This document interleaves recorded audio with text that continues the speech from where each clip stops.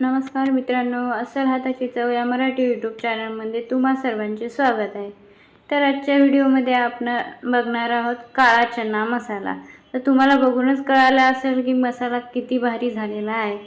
चला तर मग रेसिपीला सुरुवात करूया।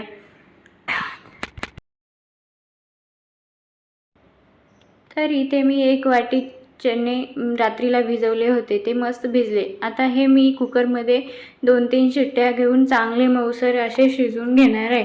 कुकरमध्ये यामध्ये मी 1 तेजपत्ता घालणार आहे व थोडेसे मीठ घालणार आहे। तेजपत्त्याने याला चांगली चव येते, म्हणून तेजपत्ता नक्की घालायचा। आता यामध्ये पाणी टाकून चांगल्या 2-3 शिट्ट्या येईपर्यंत हे शिजवून घ्यायचे। आता हे आपले चणे शिजेपर्यंत आपण यासाठी लागणारे वाटण तयार करून घेऊयात। त्यासाठी मी इथे 1 मध्यम साईजचा कांदा चांगला भाजून घेतलेला आहे व थोडेसे सुके खोबरे घेतले आहे। ते सुके खोबरेही मी भाजून घेतलेले आहे। 7-8 लसणाच्या पाकळ्या घेतलेल्या आहेत व थोडीशी अद्रकीचा तुकडा घेतलेला आहे।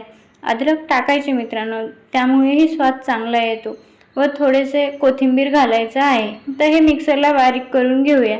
बघू शकता आता याची चांगली पेस्ट तयार झालेली आहे। या सारणा व्यतिरिक्त काहीही आपल्याला लागत नाही।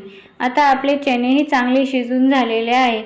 बघू शकता असे नरमसूद असे आपले चणे शिजलेले आहेत।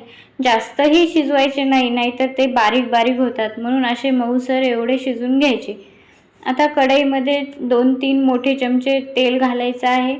त्यामध्ये 1 चम्मच मोहरी घालायची आहे। मोहरी चांगली तडतडली की त्यामध्ये 1 चम्मच जिरे घालायचे आहे व आपण तयार केलेले सारण यामध्ये घालायचे आहे।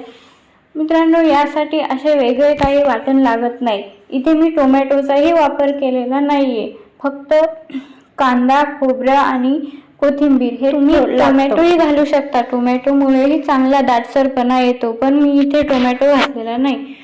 तर इथे मी चवीनुसार लाल तिखट घातलेले आहे, थोडीशी हळद घातलेली आहे, थोडासा कांदा लसूण मसाला घातलेला आहे, चवीनुसार मीठ घातलेला आहे। अगोदर मीठ घातलेला आहे म्हणून चवीनुसारच मीठ घाला। आता यामध्ये मी गरम मसालाही घातलेला आहे 1 चम्मच आणि 1 चम्मच जो आपला छोले मसाला येतो तो मसाला घातलेला आहे। तर हे 2-3 मिनिट चांगलं सारण तेलामध्ये परतू द्यायचं आहे।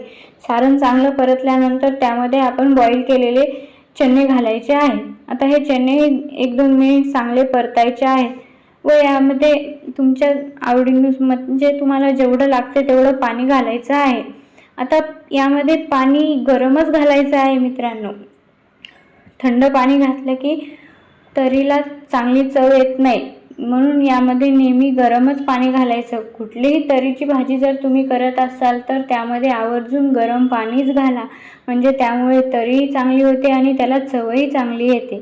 तर बघू शकता तुम्ही आपली काळा चना मसाला कसा झाला आहे, ते बघूनच खावंसं वाटतं आणि खायलाही खूप छान झाला होता मित्रांनो। खरंच तुम्ही एकदा ही रेसिपी नक्की ट्राय करा। आता यामध्ये थोडासा चिरलेला कोथिंबीर घालायचा आहे व 1 उकळी येऊ द्यायची आहे। छान अशी उकळी आली की मस्त भाजी लागते। मस्त उकळी येऊ द्यायची आणि चपाती भाकरी कशासोबतही तुम्ही खाऊ शकता। मित्रांनो, व्हिडिओ आवडला असेल तर एक लाईक शेअर कमेंट नक्की करा आणि